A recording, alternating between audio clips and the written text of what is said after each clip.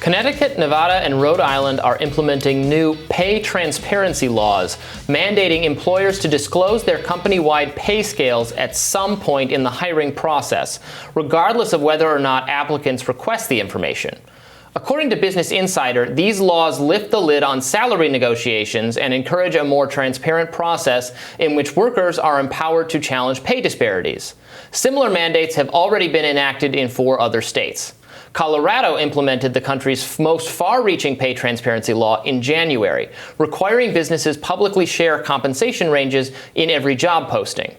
Team Rising is here to discuss. Will Jawando, Democratic strategist and council member at large in Montgomery County, Maryland, and Keith Naughton, principal at Silent Majority Strategies. Welcome to you both. Good to be with you. Great to be here. So, Will, how do you feel about these laws? Oh, I think they're a great step in the right direction. We're here in the great state of Maryland, where we have a similar law that was passed in 2020, went into effect, that requires disclosure of the salary scale when requested. So it's not automatic. I think, it could be a little stronger. Some of the other laws in other states like Colorado go a little further. It also doesn't create a private right of action if you think that you have been discriminated against because of a previous pay, or that you've been given a different range. You have to report it to our, commission, our labor commission here. So there's some ways I think it could be strengthened, but they're definitely a good start, and it's heading in the right direction, because we know for a long time the secrecy is what's led to massive pay disparities for women, for people of color, for lower income individuals, immigrants. And the only way you get it above board, you should have equal pay for equal work.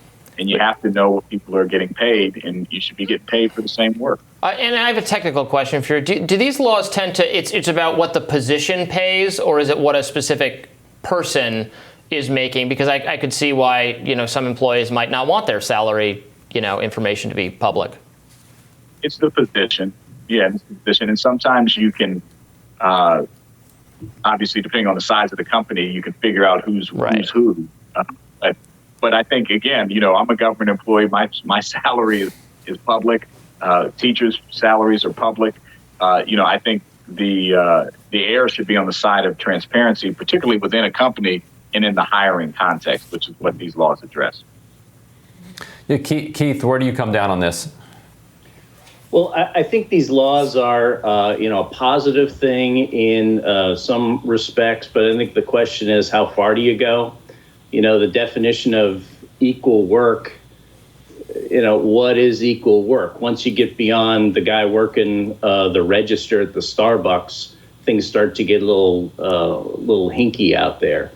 Everybody thinks they're not getting paid enough, except maybe Kirk Cousins is definitely getting too much money. But other than that, we all think we should be making more money. We all think we should be sort of higher on the food chain. And the question becomes, where's the judgment? Where is that limit? I think if we had laws that said, look, at the entry level and at a certain entry position, maybe that next level up, where things are much more easily defined, that makes a lot of sense. Those are the people who need the help. But when you get into that executive level or middle management or further, those people, they have the ability to negotiate. They have the experience. They really don't need this sort of help. So I don't think we want to get into this sort of regulatory creep beyond what is initially a good move. Yeah, I think that's a good point, because there's a lot of, even in the field of journalism, which is really the only field I know very much about from a hiring and pay compensation perspective. There's a lot of, pay increases to retain people who get offers from other companies. So people doing equivalent work, there might be a pay disparity that's not, it's not malicious, or it's not because it's because someone offered someone a better job and then you had to raise their salary. The problem comes in, and I used to be involved in, I still am at The Intercept, but when I was at the Huffington Post, we had a much bigger bureau of 50 plus people, so I was involved in a lot of hiring. And what I did realize fairly quickly is that, and this practice has been banned in some states, and Will, I'm curious if Maryland is one of them, or if Montgomery County is. If you can learn what the person's salary is, they're at a huge disadvantage negotiating their new salary. If they're making $50,000 a year, you know that if you offer them $58,000 a year, that's a significant raise from what they were making before. They're likely to take it, but it might just be $20,000 below what was budgeted for that position. And if you start from a place, as we do, where women and people of color are making significantly less, then if you can get visibility into people's current pay, then you can entrench that pay gap. And it's very difficult to then fill it in. And so some laws, I know in New York, you can't ask anymore. And they're not supposed to tell you like what they currently make, and so that you're going into the negotiation blind on that front. Then to give them visibility into what you're budgeted, rebalances it in another way. Yeah, and these laws, I'm glad you brought that up, address both sides of the equation, and the one we have in Maryland as well. And we also passed another law here in Montgomery County for even more protection against the issue that you bring up, which is a serious issue. Asking someone what they make and researching what they make or basing it where they're coming from, that's the number one way that people are kind of undervalued despite whatever the position is supposed to pay based on what it's budgeted for, based on comparable positions in other companies, what the market bears, all those analyses that are made by various businesses. And so you want to have that protection on the front end so that you can't ask. And in Maryland, in the Maryland law, you can't ask. You can talk about it after if it's disclosed so education is really important here. It can be disclosed, but it can't be used in the determination to lower a salary, which is, again, hard to prove. So I think the protection's important, but also the transparency on what does the job pay? What have you budgeted for it? And obviously bonuses and time served and experience, all those things can still be factored in. But the point is that everyone should have the information. So it's not this game where you go in and you have to guess or they're using your previous job against you. It should be on the table so you can have the discussion. Doesn't mean there won't be pay differences. It's just that everything's on the table and everyone has the information. Yeah, but you said earlier, why is it, it shouldn't be the same because public employees' salaries are public, but that's because we, the taxpayers, are the employers of the public employees. So we, like the bosses of the private companies, need to know what we're actually paying you people, right? That would be my answer to that. Yeah, that's true. You could argue that with all the corporate welfare and bailouts, the taxpayers are paying for a lot of salaries. Absolutely. But I understand. It's obviously a distinction. It's so. But what if both of us are in sales? If I could jump in, what if you and I are in sales and we're both selling cars and you're looking for a better offer, and we're both applying for a job and you're selling 50 cars a month and I'm selling 10.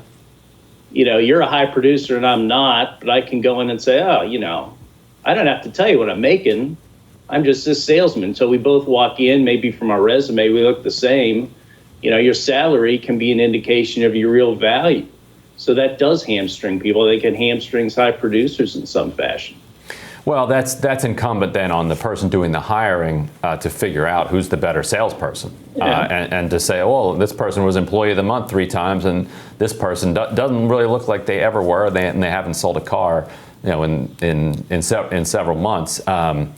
For commission-based work, I think it's a different thing that you're trying to skin there. But it was so endemic, and Keith, I'm curious if you've dealt with this in your world. It was so endemic where I was probably violating some like shareholder laws or something, because I would tell people to lie and say that they were making significantly higher than they were, because I knew that our HR department was going to try to screw them once they found out what they made.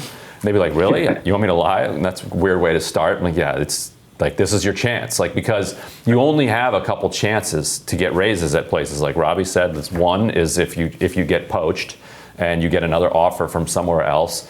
And the other is when you start. But that's basically it. Otherwise, you're fighting for scraps, these merit raises at the end of every year. So, and the higher you come in, then the bigger your raises are. That's true. And that tilts inequality as well, too, because 3% raise on a $100,000 salary is a lot more than a 3% raise on a $50,000 salary. But Keith, how have you handled this when you've been involved in hiring?